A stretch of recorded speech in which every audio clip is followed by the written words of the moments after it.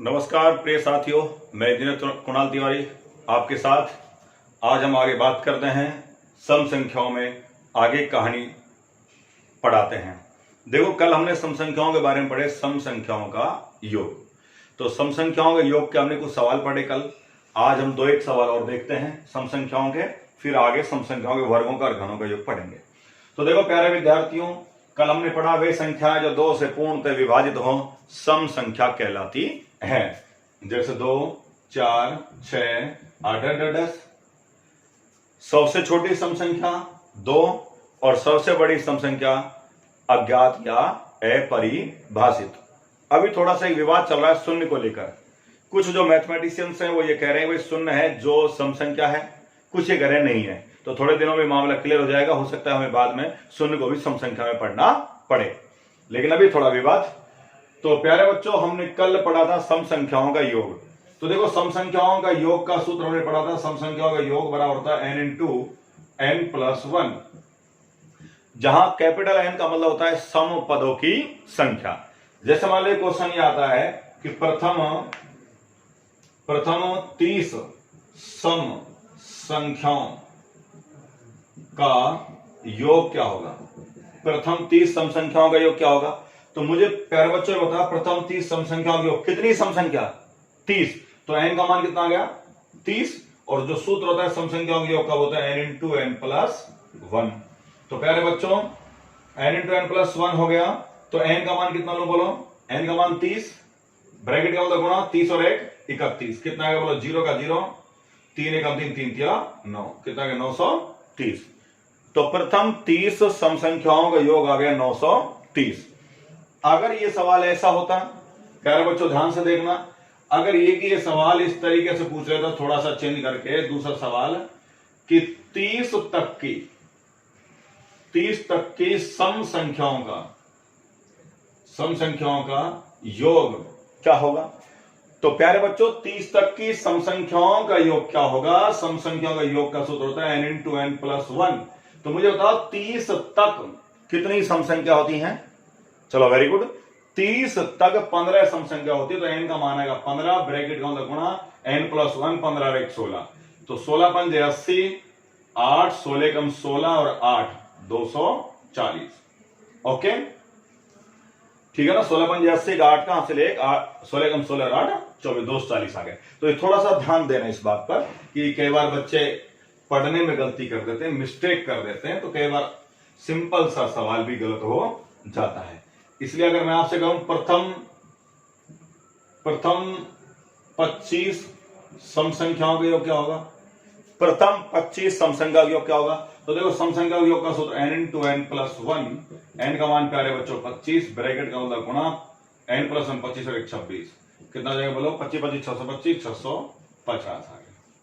कोई दिक्कत बोलो? तो यह हमारे सम संख्याओं का योग था।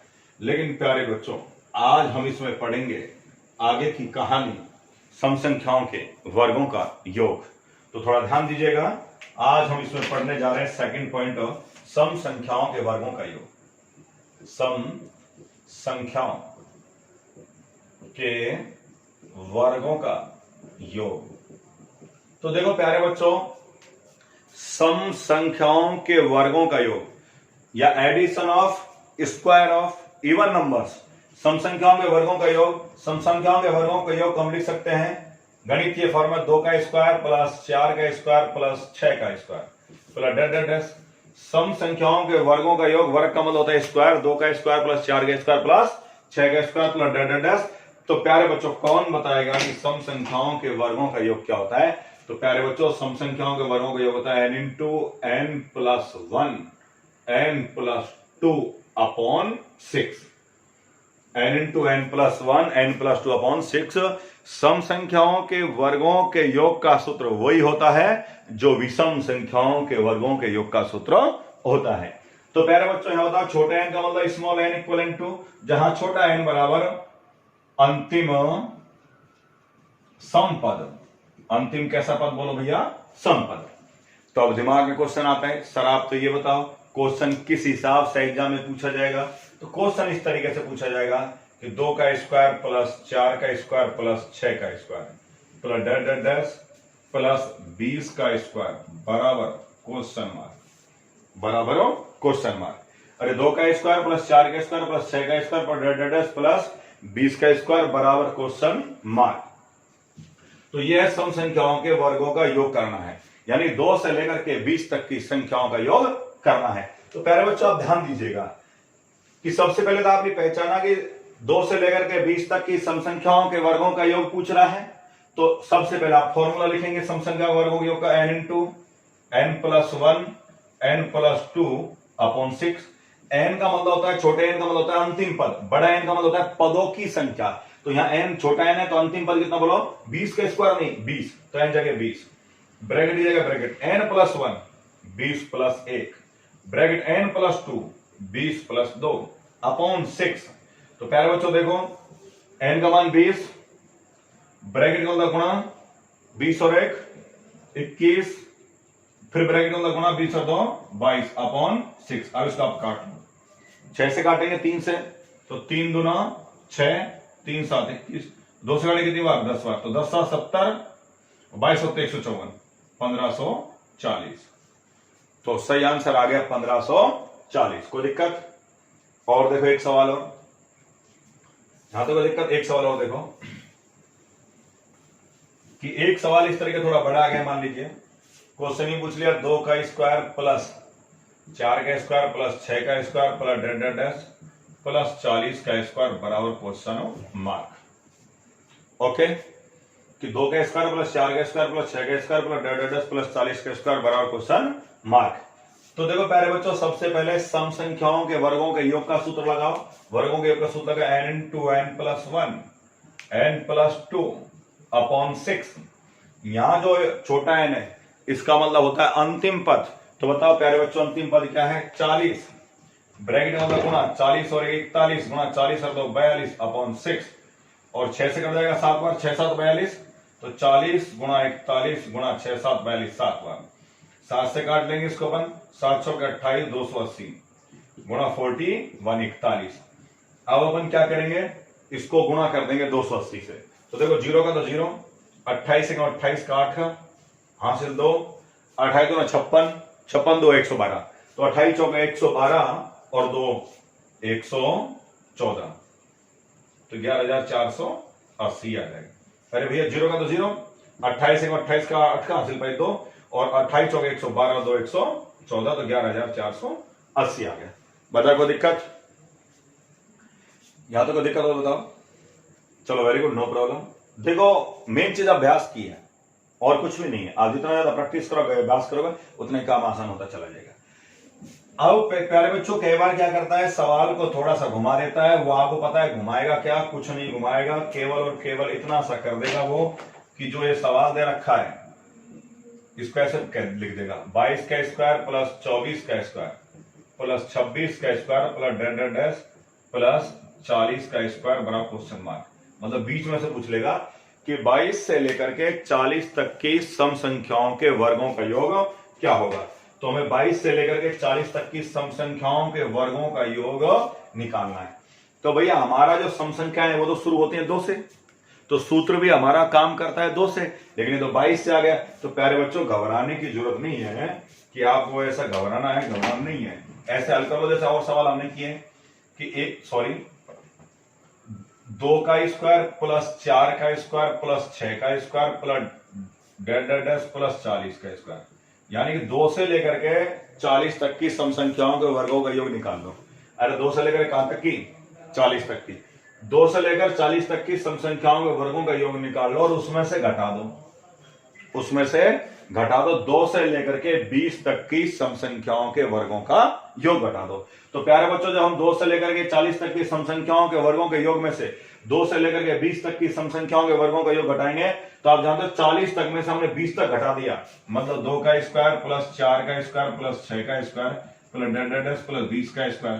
तो आप समझदार हो, 40 में से 20 घटा दिया तो कहां से बचेगा, 22 से नहीं सर 21 से बचेगा। अरे 21 तो विषम संख्या है, तो विषम का तो मतलब ही नहीं है। तो 2 से 40 तक के वर्गों का योग निकालो, उसमें से घटा दो 2 से 20 तक के वर्गों का योग। तो अपन क्या करेंगे कि 2 से 40 तक के वर्गों के योग का सूत्र अपना वही n into n plus 1 n plus 2 upon 6 minus n into n plus 1 n plus 2 upon 6। तो देखो n का मतलब वही अंतिम पद कितना बोलो 40, तो n का मान बोलो 40 ब्रैकेट में गुणा 41 गुणा 42 एक एक जोड़ते जाओ अपॉन 6 माइनस n मतलब 20 गुणा 21 गुणा 22 अपॉन 6। अभी कर जाए 6 7 42, इसका भी अपन हल तो किया था। अरे 2 से लेकर के 40 तक की सम संख्या वर्ग हो जाता है 11480 माइनस 2 से लेकर के 20 तक की सम संख्या 1540 आ रहा था, भूल गए? चलो कोई बात नहीं, भूल गए, घटा लो। 0 का 0, 4 का 4, 14 में से 5 गए तो 9 और 1 इधर आ जाएगा तो 11 है ना, कितना बच जाएगा बोलो भैया? 9 बस 9940 9940, ये इसका आंसर आ जाएगा। चलो स्क्रीनशॉट लेना चाहो तो ले लो एक बार, फिर बाद में एक बार या रिवर्स करके देख लिया करो, ज्यादा दिक्कत है तो। चलो हटा दें, चलो वेरी गुड। अब आगे देखो, अगला जो तीसरा पॉइंट हम इसमें पढ़ेंगे वो हम पढ़ेंगे प्यारे बच्चों सम संख्याओं के घनों का योग। सम संख्याओं के घनों का योग या addition of cube of even numbers. सम संख्या के घनों का, घन का मतलब घात 3, तो घात 3 का मतलब बताओ सम संख्या घनों के योग को गणित में कैसे लिखेंगे? ओके वेरी गुड, 2 का क्यूब प्लस 4 का क्यूब प्लस 6 का cube plus dash dash dash योग सम संख्या घन घनों का योग। तो सम संख्या घनों का योग का मतलब 2 का क्यूब प्लस 4 का क्यूब प्लस 6 का cube plus dash dash dash. तो सम संख्याओं के घनों के योग का जो सूत्र होगा वो क्या होगा प्यारे बच्चे बताओ? 2n square bracket n plus 1 का whole square, 2n square bracket n plus 1 का होल स्क्वायर। जहां n बराबर वही, जहां कैपिटल n आ जाता है ना प्यारे बच्चों, जहां बड़ा n आ जाता है वहां तो होगा पदों की संख्या, और जहां छोटा n आ जाता है वहां होता है अंतिम पद। तो देखो यहां कैपिटल n आ गया, तो जब यहां कैपिटल n आ गया तो यहां जो होगा वो होगा क्या बोलो बच्चों? सम पदों की संख्या, सम पदों की संख्या। अब जैसे मान लीजिए इसका अपन निकालना चाहे 2 का क्यूब प्लस 4 का क्यूब प्लस 6 का क्यूब, है ना, इसको मान लीजिए हल करना चाहे तो 2 से लेकर 6 तक का तो सूत्र आप लिखा 2n square bracket n plus 1 का होल स्क्वायर। n का मतलब होता है पदों की संख्या, तो बताओ 6 तक कितने पद? 3, 1 2 3, तो n का मान लिखेंगे 3, तो 2 गुणा 3 का स्क्वायर ब्रैकेट 3 और 1 4 का स्क्वायर, तो 2 की जगह 2, 3 3 9 4 2 का 16, 9 2 18 गुणा 16 और 16 7 112, 16 8 128 का 8 का हासिल 12, 16 कम 16 और 12, 16 और 12 कितना हो गया बोलो? 28, तो 1288 आ गया। सर कैसा आ गया 1288? समझ में नहीं आ रहा। अरे लो 2 का क्यूब कितना होता है? 8, 4 का क्यूब 64 और 6 का क्यूब 216, बस जोड़ दो, 6 10 और 18 का 8 का, 6 1 7 1 8, ये तो 228।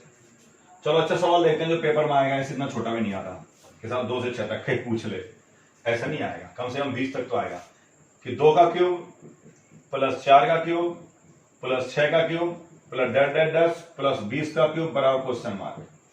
यानी 2 से लेकर के 20 तक की सम संख्याओं के घनों का योग निकालना है। तो जो घनों का योग हम निकालेंगे तो आपने सूत्र लिखा 2n square bracket n plus 1 का होल स्क्वायर। n का मतलब अंतिम पद नहीं होता, यहाँ बच्चे क्या करते हैं जल्दबाजी में n का मतलब अंतिम पद 20 ले लेते हैं। प्यारे बच्चों यहाँ बड़ा n का मतलब होता है पदों की संख्या। मुझे बताओ 2 से लेकर 20 तक कितने पद होते हैं? अरे 2 से लेकर 20 तक कितने पद होते हैं? तो 2 से लेकर 20 तक 10 सम पद होते हैं। कैसे पद? सम पद 10 होते हैं। भाई 2 से लेकर 20 तक 10 सम संख्या होती है, तो 2 की जगह 2 गुणा, यहाँ 2n का मतलब 2 गुणा n स्क्वायर 10 का square bracket 10 plus 1 n plus 1 है तो 10 और 1 11 का स्क्वायर। तो देखो 2 की जगह 2 10 के स्क्वायर 100 गुणा 11 11 121, 100 2 200 गुणा 121, तो देखो 2 जीरो के तो 2 जीरो आ जाएंगे सीधी सीधी। अब 2 से 2 एकम 2 2 दूनी 4 2 एकम 2 24,200। ओके, वैसे मैं आपको प्यारे बच्चों बता दूं कि जो घनों के सवाल है ना वो कम आते हैं। ये तो कोई टफ पेपर बनता है कोई एसएससी लेवल का तो उसमें आते हैं, नहीं तो देखो छोटे छोटे सवाल आते हैं। प्राकृत संख्याओं के योग, विषम संख्याओं के योग, सम संख्याओं के योग, वर्ग और घनों के योग के सवाल एग्जाम में कम पूछे जाते हैं। तो ये तो थी हमारी सम और विषम संख्याएं। तो प्यारे बच्चों आगे अब हम इसमें चलेंगे और आगे जो हम पढ़ेंगे आगे वो आप हेडिंग डालेंगे नया पूर्ण संख्याएं। पूर्ण संख्याएं, पूर्ण संख्याएं या इनको बोल देते हैं पूर्ण प्राकृत संख्याएं। पूर्ण प्राकृत संख्या या इनको बोल देते हैं होल नंबर। Whole number. तो देखो प्यारे बच्चों, ने बोल देते हैं पूर्ण संख्या, पूर्ण प्राकृत संख्या या होल नंबर। तो देखो पूर्ण संख्या किसे कहते हैं? तो बड़ी सिंपल सी बात, यदि प्राकृत संख्याओं में शून्य को भी शामिल कर लिया जाए तब वे पूर्ण प्राकृत संख्या अथवा पूर्ण संख्या कहलाती हैं। तो देखो प्यारे बच्चे, प्राकृत संख्या कहां शुरू होती है? 1 से। 1 2 3 4। यदि प्राकृत संख्याओं में 0 को भी शामिल कर लिया जाए तो ये संख्याएं पूर्ण हो जाती हैं। कहने का मतलब यह है कि 0 के बिना या इस गंजे के बिना ये जो संख्याएं थी वे अधूरी थी। जैसे ही संख्याओं में इस गंजे ने प्रवेश किया, संख्याएं पूर्ण हो गई। तो कहने का मतलब है यदि प्राकृत संख्याओं में शून्य को भी शामिल कर लिया जाए तब वे पूर्ण संख्या कहलाती हैं या होल नंबर कहलाती हैं। तो प्यारे बच्चे बताओ, सबसे छोटी पूर्ण संख्या 0 और सबसे बड़ी पूर्ण संख्या ज्ञात नहीं की जा सकती। हालांकि इनका कोई खास सवाल एग्जाम में बनता नहीं है, लेकिन फिर भी अगर हम पूर्ण संख्याओं के योग की बात करें तो प्यारे बच्चों सिंपल सा सूत्र होता है, पूर्ण संख्याओं का योग बराबर होता है n into n minus 1 upon 2। n into n minus 1 upon 2। देखो प्राकृत संख्याओं का जो सूत्र था वो तो n into n plus 1 upon 2 था। या पूर्ण संख्याओं के योग में n into n minus 1। n minus 1 का मतलब संख्या एक कम हो गई, पहले से एक लेना पड़ेगा 0, इसलिए n माइनस 1। और प्राकृत संख्या का योग है n into n plus 1 upon 2। तो इसका सूत्र होगा n into n minus 1 upon 2, जहां n का मतलब है, जहां बड़ा n का मतलब है, जहां कैपिटल n बराबर पूर्ण पदों की संख्या। पूर्ण पदों की संख्या, बस इतना तो मतलब है इसका। n का मतलब पूर्ण पदों की संख्या। जैसे आपसे, अगर आप समझदार बच्चे हो, आप एक बार मुझे बताओ कि 10 तक कितनी पूर्ण संख्या होती है? 10 तक, गलत बात। 10 तक प्यारे बच्चों 11 पूर्ण संख्या होती है, क्योंकि देखो 1 से लेकर 10 तक 10 तो हो ही गई और एक 0, 11 हो। मैं आपसे ये कहूं कि 100 तक कितनी संख्याएं होती हैं? 1 से लेकर 100 तक, तो आप कहोगे 1 से लेकर 100 तक 100 संख्या होती है। मैं आपसे कहूं 100 तक कितनी पूर्ण संख्या होती है? तो 100 तक 101 पूर्ण संख्या होती है, क्योंकि एक 0 और आ जाता है। हालांकि प्राकृत संख्याओं में पूर्ण संख्या में कोई फर्क नहीं है। प्राकृत संख्या तो 1 2 3 4 ऐसे चलती हैं और पूर्ण संख्या 0 1 3 2 4, यानी पूर्ण संख्याएं जो होती है उनमें फालतू हो जाता है 0। हालांकि 0 के आने से योगफल पर कोई प्रभाव नहीं पड़ता, क्योंकि अगर आप किसी संख्या में 0 को जोड़ोगे या उस संख्या में से 0 को घटाओगे तो उस संख्या पर कोई प्रभाव नहीं पड़ेगा। लेकिन प्यारे बच्चों समझदार हो, योगफल पर तो कोई प्रभाव नहीं पड़ेगा, लेकिन पदों की संख्या 1 बढ़ जाएगी। पदों की संख्या 1 बढ़ जाएगी, इसलिए उसका प्रभाव सीधा सूत्र पर पड़ेगा। जब पदों की संख्या 1 बढ़ी तो हमने 1 को घटा दिया, n into n minus 1 upon 2 कर दिया। अब आप दिमाग सर आते बताओ वो सवाल कैसे आएगा। क्वेश्चन जैसे आ गया, प्रथम 10 पूर्ण संख्याओं का योग क्या होगा। एक क्वेश्चन आ गया कि प्रथम 10 पूर्ण संख्याओं का योग क्या होगा। दूसरा क्वेश्चन आ गया 10 तक की पूर्ण संख्याओं का योग क्या होगा। देखो प्रथम 10 पूर्ण संख्याओं का योग क्या होगा, 10 तक की पूर्ण संख्या का योग क्या होगा। दोनों सवाल अलग अलग हैं। कई बच्चे समझ रहे दोनों सवाल एक है, नहीं। प्रथम 10 पूर्ण संख्याओं का, कितनी पूर्ण संख्याओं का योग? 10। तो जो पूर्ण संख्याओं के योग का सूत्र है, आप सभी को पता है, पूर्ण संख्याओं के योग का सूत्र है n into n minus 1 upon 2। तो n का मतलब पदों की संख्या, कितनी पूर्ण संख्या? 10। तो n का मान 10, ब्रैकेट मतलब गुणा 10 माइनस 1 n माइनस 1, तो 9/2। तो 2 से 5 बार, 2 5 10, 9 5 45। तो 10 प्रथम 10 पूर्ण संख्याओं का योग आएगा 45। ठीक है प्यारे बच्चों, 10 पूर्ण संख्या कौन कौन सी है, मैं आपको स्वास्थ्य के लिए अगर आप चाहो तो मैं आपको बता भी सकता हूं कि 10 पूर्ण संख्या कौन कौन सी है। तो एक बार मुझे बताओ पूर्ण संख्या कहां शुरू होती है? 0 से। 0 1 2 3 4 5 6 7 8 9। मुझे बताओ कितनी पूर्ण संख्या हो गई है? 1 से लेकर 9 तक 9 और 1 कौन? 0। तो 10 हो गए ना। तो 10 पूर्ण संख्या को आप खूब योग कर लो। 9 और 8 17 और 7 24, 36, 5 35, 4 39 और 3 42, 2 44 और 1 45 और गंजा 45। ठीक है, अब अगर 10 तक की पूर्ण संख्याओं का योग क्या होगा? तो प्यारे बच्चों, पूर्ण संख्याओं के योग का सूत्र तो n इंटू n माइनस 1/2 होता है। लेकिन आप मुझे बताओ 10 तक कितनी पूर्ण संख्या होती हैं? 10 तक कितनी पूर्ण संख्या होती है? चलो वेरी गुड, 10 तक 11 पूर्ण संख्या होती है, क्योंकि जीरो होता है। तो n का मान कितना होगा बोलो? 11। 11 ब्रैकेट लिखेगा, bracket n minus 1, 11 minus 1 10 upon 2, तो ये जाएगा 2 पंजे 10, 5 बार कट जाएगा 11 पंजे 55, तो ये आ गया 55 या 55। ओके चलो सर ठीक है, एक क्वेश्चन और देख लो इसका। जैसे ये आया, मान लीजिए क्वेश्चन ही पूछ लिया, 50 तक की पूर्ण संख्याओं का योग क्या होगा? 50 तक की पूर्ण संख्याओं का योग क्या होगा? सूत्र n इंटू n माइनस 1/2। तो देखो n इंटू n माइनस 1/2, तो 50 तक कितनी पूर्ण संख्या होती है? 51। चलो वेरी गुड, क्योंकि एक जीरो होती है तो n का मान 51 गुणा n माइनस 1 50/2, 2 से जाएगा 25 बार, तो 51 गुणा 25, अब कर लो 25 में 25 5 का 25 25 तो 127, 1275। और अगर ये सवाल ये होता है ऐसे, अगर यही सवाल ऐसे होता प्यारे बच्चों कि प्रथम 50 पूर्ण संख्याओं का योग क्या होगा?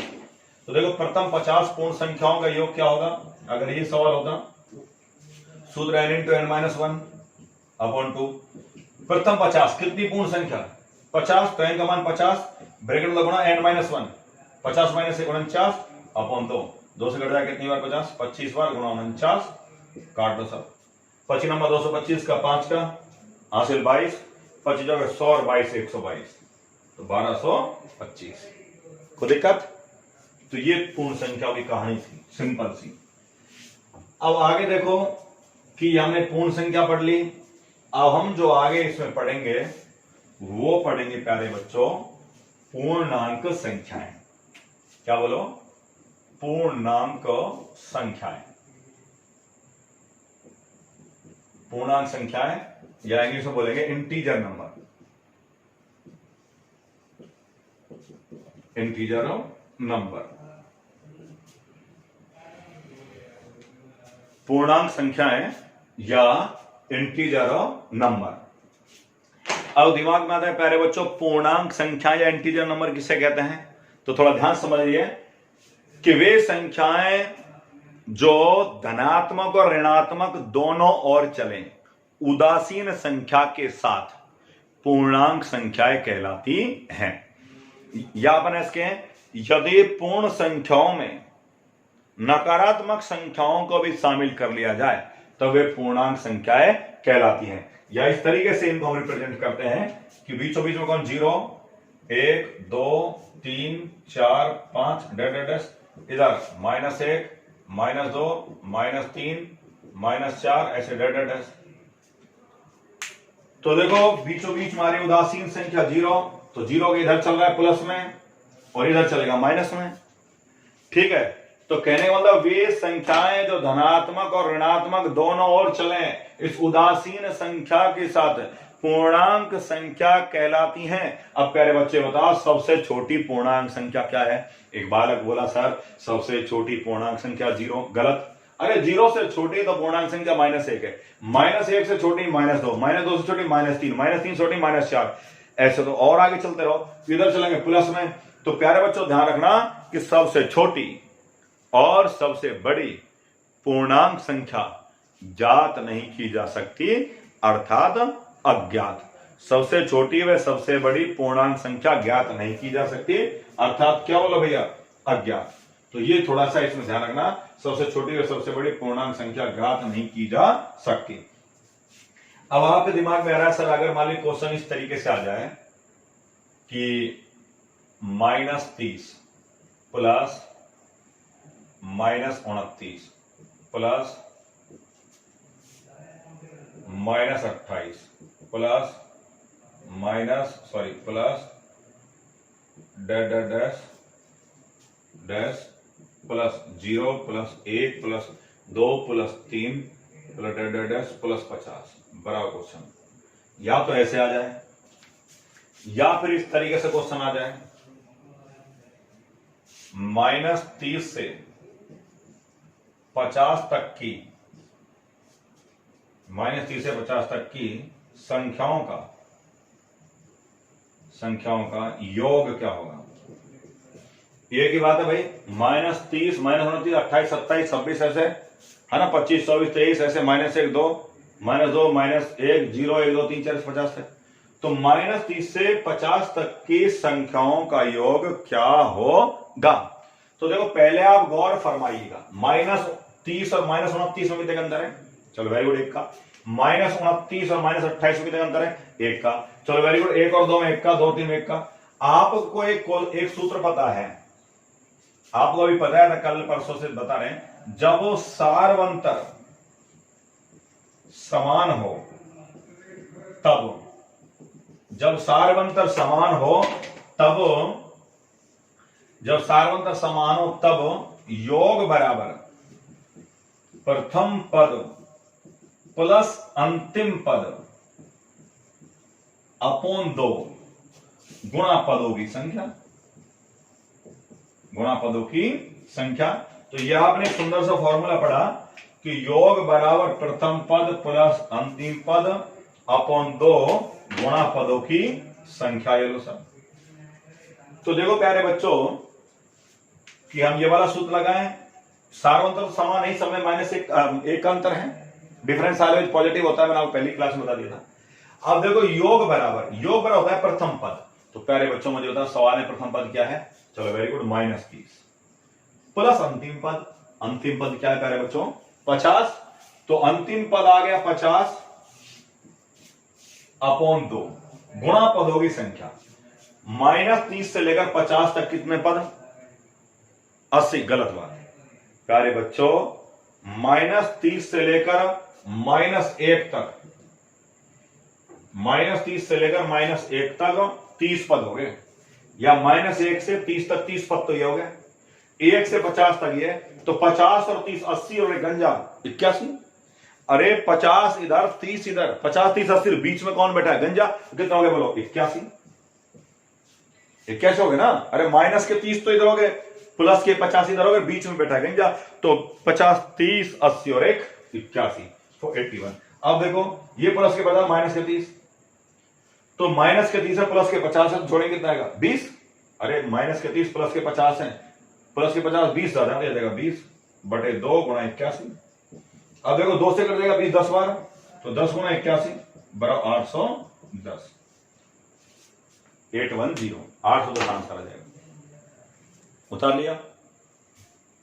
चलो यार स्क्रीनशॉट ले लो। चलो आगे देखो, अगला क्वेश्चन अगर आपसे इस तरीके से पूछ लिया जाए, इसी में एक सवाल और, कि -50 से 100 तक का योग क्या होगा?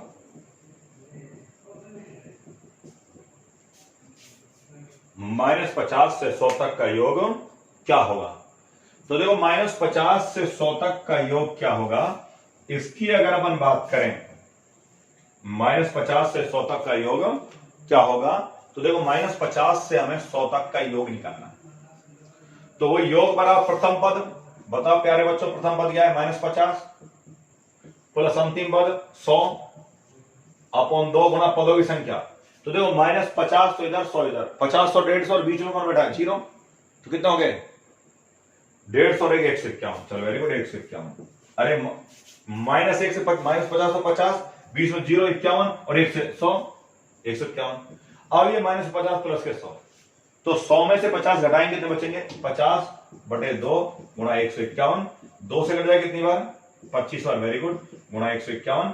25 से गुणा कर लो, 25 से 25 का 5 का हासिल 2, 25 बन 125 2 127 हासिल 12, 25 से 25 और 12 37।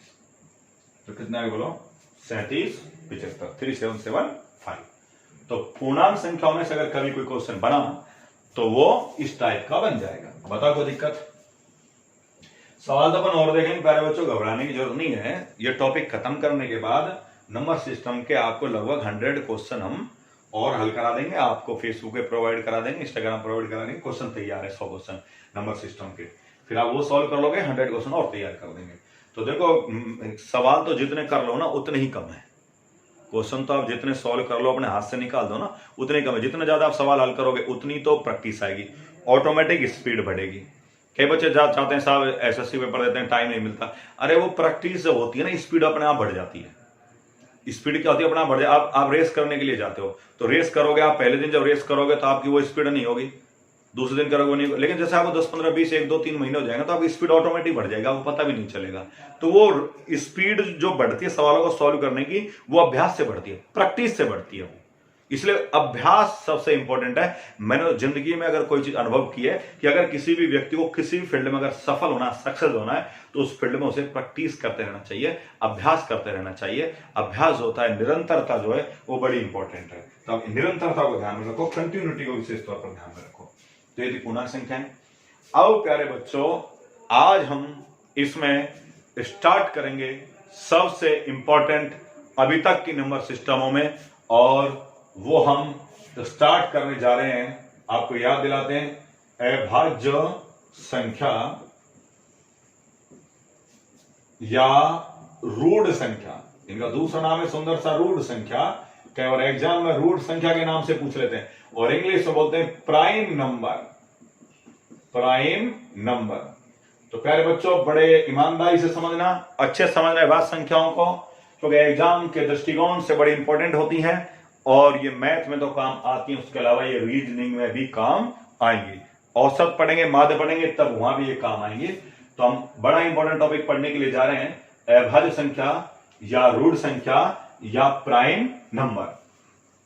तो देखो प्यारे बच्चों जैसे मेरी पुरानी आदत है बताने की, वो मैं पुरानी आदत है वो बताता हूं क्या है। सबसे पहले आप मुझे बताएंगे अभाज्य का अर्थ क्या होता है, what is the mean of prime, या अभाज्य का अर्थ क्या होता है। प्यारे बच्चों मैं अभाज्य संख्या किसे कहते हैं ये नहीं पूछ रहा, आपके दिमाग में आ रहा है अभाज्य संख्याओं का परिभाषा आ रही है, मैं केवल ये पूछ रहा हूं अभाज्य किसे कहते हैं। आप कह रहे साहब वे संख्याएं जिनमें 2 का भाग नहीं जाता, कईयों के दिमाग में तैयार है, अरे जिनके में 2 का भाग नहीं जाता वो अभाज्य संख्या नहीं, वो विषम संख्या होती हैं। वे संख्याएं, कई बच्चे तो इतने ऐसे हरामी हैं उनके दिमाग में तो आ रहा है कि वे संख्याएं जिनमें 2 का भाग चला जाए वो भाज्य, और वे संख्याएं जिनमें 2 का भाग नहीं जाए वो अभाज्य। कई बार हम पढ़ाते हैं क्लास में बच्चों से पूछते हैं, कई बार तो इतनी हंसी भी आती है कि बच्चे बेचारे कई बार तो बीएससी एमएससी कर जाते हैं मैथ से। मैं पूछता हूँ बच्चों से बेटे क्या कर रहे हो, बोले साहब एमएससी चल रही है मैथ से। मैंने कहा अच्छा वेरी गुड। तो मैंने कहा एमएससी मैथ से चल रही है तो मुझे एक सवाल का जवाब दे दो, अभाज्य संख्या किसे कहते हैं। अरे सर ये तो वेरी सिंपल है, वे संख्या जिनमें 2 का पूरा पूरा भाग चला जाए वो भाज्य, और जिनमें 2 का पूरा पूरा भाग नहीं जाए वो अभाज्य। मैंने कहा हकीकत बताया एमएससी चल रही है, मजाक कर रहा है। बोले कहा नहीं सर हकीकत में चल रही है। अरे जिनमें 2 का भाग चला जाए वो सम, और जिनमें 2 का भाग नहीं जाए वो विषम। अभाज्य और भाज्य का कॉन्सेप्ट तो अलग ही है, लेकिन वो बाद में समझ में आएगा। पहले आप ये समझने की कोशिश करें अभाज्य का अर्थ क्या होता है। तो अभाज्य का अर्थ होता है सिंपल सा हिंदी में जिसे विभाजित ना किया जा सके, जिसे विभाजित ना किया जा सके, जिसे विभाजित ना किया जा सके वो अभाज्य। और प्यारे बच्चों ध्यान रखना अभाज्य का विलोम होता है भाज्य, और भाज्य का अर्थ होता है, मैं संख्याओं की बात नहीं कर रहा अभी, आप डायरेक्ट मैं पूछ रहा है भाज्य, आप बता रहे भाज्य संख्या। अरे जितना कहा जाए उतना ही सुना करो और उतना ही आंसर दिया करो, आपकी गंदी आदत है। आप क्या अपने हिसाब से चलते हो दुनिया में, नहीं केवल मैं भाज्य पूछ रहा हूं। तो भाज्य कौन होता है, जिसे विभाजित किया जा सके, जिसे विभाजित किया जा सके वो भाज्य। तो अभाज्य का जस्ट अपोजिट क्या हो गया, भाज्य। प्यारे बच्चों अभाज्य का दूसरा नाम होता है रूढ़। अभाज्य कह दूं या रूढ़ कह दूं, कई बार एग्जाम में रूढ़ संख्या के नाम से आ जाता है। एक बार आईबी इंटेलिजेंस ब्यूरो में आ गया आईबी में कि प्रथम 5 रूढ़ संख्याओं का योग क्या होगा। अब भैया बच्चों को तो ये नहीं पता रूढ़ संख्या क्या होती है। बोलो साहब एक क्वेश्चन तो आउट ऑफ सिलेबस आ गया। मैंने क्या आ गया आउट ऑफ सिलेबस, सर हमने कभी जिंदगी में नहीं सुना रूढ़ संख्या क्या होती है। अरे प्यारे बच्चों पागल बच्चों, जब आपको अभाज्य संख्या पढ़ाई थी तो उसके बगल में लिखाया था कि अभाज्य संख्याओं का नाम है रूढ़ संख्या। हाँ इंग्लिश मीडियम वाले जो बच्चे थे वो काम कर गए, क्योंकि उन्होंने तो इंग्लिश में पढ़ा था find out the addition of first prime number, तुरंत पकड़ गया कि ये अभाज्य की बात कर रहा है। लेकिन हिंदी मीडियम वाले बेचारे नुकसान उठा गए और वो ये नहीं समझ पाए रूढ़ संख्या क्या होती है। तो प्यारे बच्चे अभाज्य संख्याओं का दूसरा नाम क्या बोलो, रूढ़ संख्या, और इन्हीं को इंग्लिश में बोलते हैं प्राइम। क्या होते हैं बोलो भैया, प्राइम। अब ये बताओ अभाज्य का विलोम क्या होता है? तो प्यारे बच्चों अभाज्य का विलोम होता है भाज्य, और रूट का विलोम एक बार आरएस मेंस में आ गया था क्वेश्चन कि रूट का विलोम है। तो हमें बहुत सारे बच्चे बेचारे रीट का पेपर देते हैं, बहुत सारे पटवार का पेपर देंगे, ग्राम सेवक पेपर देंगे, राजस्थान एसआई का पेपर देंगे, आरएस मेंस का देंगे। तो आरएस मेंस में अगर पूछ ले तो रूट का विलोम शब्द है, बच्चे करके आ रहे हैं ए रूट। अरे नहीं नहीं नहीं, रूट का विलोम क्या होता है बताओ बताओ बताओ प्यारे बच्चों। चलो नहीं बता पा रहे कोई बात नहीं, रूट का विलोम होता है यौगिक। क्या होता है बोलो, यौगिक होता है रूट का विलोम। और प्राइम का जो विलोम होता है कंपोजिट, COMPOSITE। तो ये आपको थोड़ा सा ध्यान रखना है। एक बार इंग्लिश में पूछ लिया था कि प्राइम का अपोजिट है, बच्चे करके आ रहे थे अनप्राइम। अरे प्यारे बच्चों, प्राइम का अपोजिट अनप्राइम नहीं होता, प्राइम का अपोजिट कंपोजिट होता है। प्राइम का अपोजिट क्या होता है बोलो, कंपोजिट होता है। तो ये एक अर्थ था, ठीक है ना। तो भैया आपको ये तो पता चल ही गया होगा कि आपके प्यार और स्नेह से अपन को थोड़ी हिंदी भी आती है, थोड़ी अंग्रेजी भी आती है, ठीक है ना। बस तुम तो खैर नहीं कहोगे, पर मैं थोड़ा बता देता हूं कि अपने पास थोड़ी थोड़ी जानकारी हिंदी की, अंग्रेजी की भी है, और थोड़ी सी जानकारी जीके की भी है, करंट जीके की भी है। अपन हल्की हल्की जानकारी सबके रखते हैं, बाकी मैथ, साइंस और रीजनिंग की तो अपन जितनी कोशिश होती है पूरी ही जानकारी रखते हैं। तो वो तो आपको धीरे धीरे पता चली जाएगा। और वैसे आपको घबराने की बात नहीं है, जो अपन टॉपिक पढ़ा रहे हैं आप किसी से भी किसी भी टाइम मैच कर लेना, आपको अच्छे सवाल मिलेंगे, क्वालिटी वाले सवाल मिलेंगे, एग्जाम में जो आने वाले वो मिलेंगे। बहुत सारी चीज का आप डिफरेंस करते ही रहोगे, बहुत सारे बच्चे अलग अलग जगह देख रहे होंगे, पढ़े होंगे, तो उनको पता चली जाएगा, खैर कोई बात नहीं। पर आप इसको एक बार आप उतार लो या इसके स्क्रीनशॉट ले लो, इनको थोड़ा एग्जाम के लिए इंपोर्टेंट डाल देना। इसका मतलब यह है कि एग्जाम के लिए मतलब हिंदी में अभाज्य का विलोम भाज्य, रूट का यौगिक, प्राइम का कंपोजिट। क्यों बहुत सारे बच्चे एलडीसी का पेपर भी देंगे, वो कोर्ट वाले की भर्ती उसमें भी आते हैं, ये तो उसके लिए इंपॉर्टेंट है ना। लेकिन अब आपके दिमाग में सर हमें जो पढ़ना है यहाँ पर, हमें तो पढ़ना है अभाज्य संख्या या रूढ़ संख्या, और आप तो ये तो और कहानी सुनाने लग गए। लेकिन कोई बात नहीं, आपको हम आगे पढ़ाना चाह रहे हैं अभाज्य संख्या, रूढ़ संख्या। तो बड़े ध्यान से सुनना कि अभाज्य संख्या किसे कहते हैं। तो देखो, एक से बड़ी वे संख्याएं, एक से बड़ी वे संख्याएं, एक से बड़ी वे संख्याएं जिनमें, एक से बड़ी वे संख्याएं जिनमें एक और स्वयं के अलावा अन्य किसी संख्या का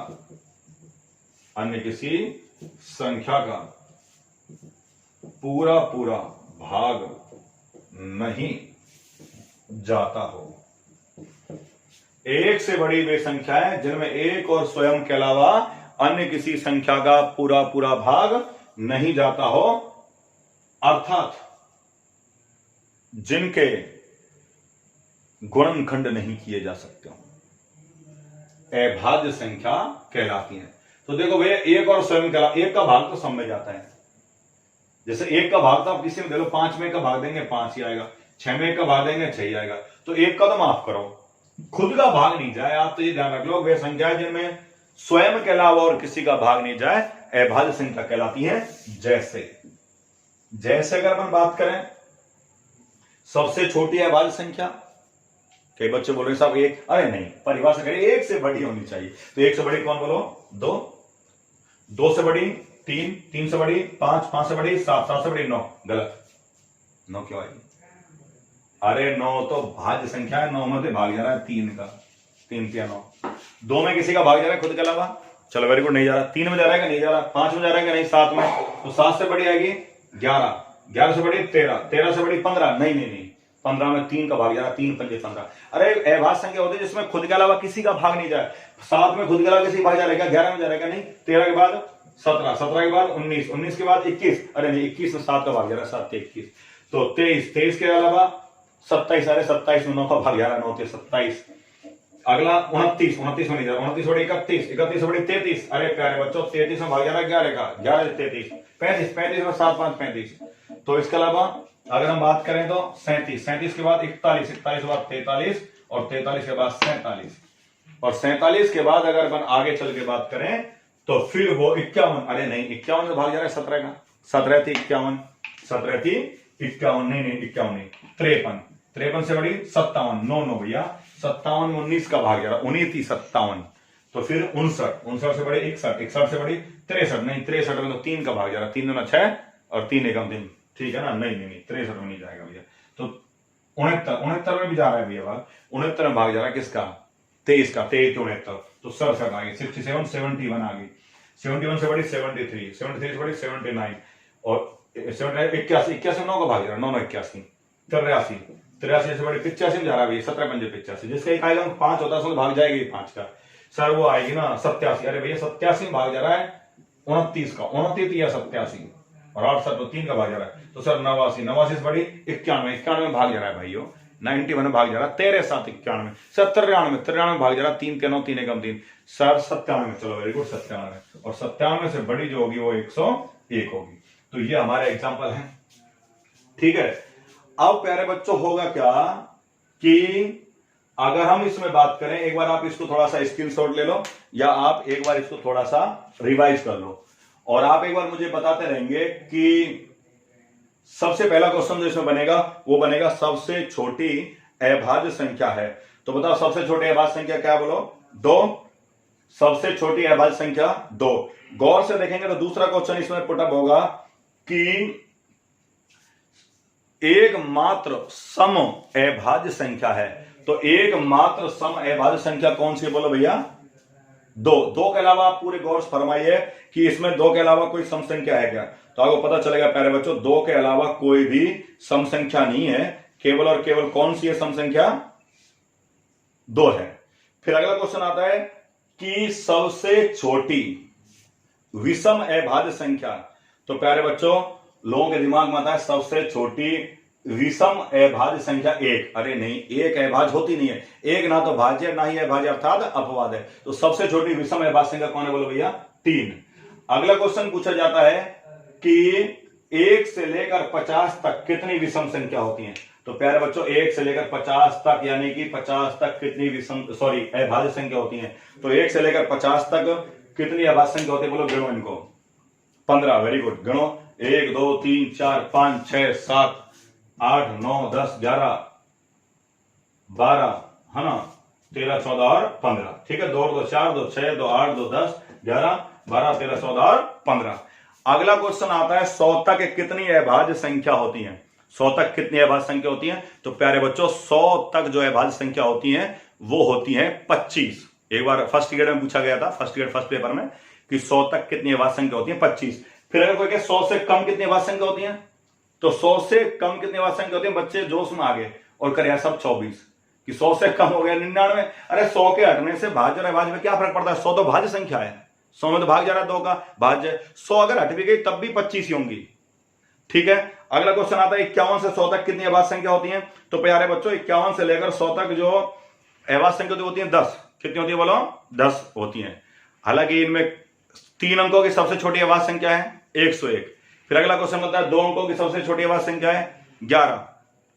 इस तरीके से इसमें क्वेश्चन बनते रहते हैं, पुटअप होते रहते हैं, और क्वेश्चन ये पूछ रहे थे प्रथम 10 अभाज्य संख्याओं का योग क्या होगा, तो प्रथम 10 अभाज्य संख्याओं का योग होता है 129। प्रथम 9 अभाज्य संख्याओं का योग क्या होगा 100। तो ये बहुत सारी चीजें, लेकिन घड़ी इशारा कर रही है कि क्लास को छोड़ने का, क्योंकि थोड़ा शॉर्ट ही ठीक रहता है, बच्चों का आते हैं सब नेट खत्म हो जाता है, तो इसलिए आज इतना ही रहेगा। कल अपन एक बार दोबारा फिर रिपीट करेंगे अभाज्य संख्या की कहानी इंजीनियर कुणाल तिवारी की जुबानी, कलम पढ़ेंगे और बड़े अच्छे के साथ हम पूरे जोश के साथ कल फिर मिलेंगे। इसके साथ बड़ा इंपॉर्टेंट हम जो पढ़ने वाले हैं वो भाज्य संख्याएं पढ़ेंगे, कंपोजिट नंबर, और उसके बाद रेशनल नंबर पढ़ेंगे। मैं 2 पंक्तियों से अपनी वाणी को विराम देता हूं, बड़े ध्यान से सुनेंगे।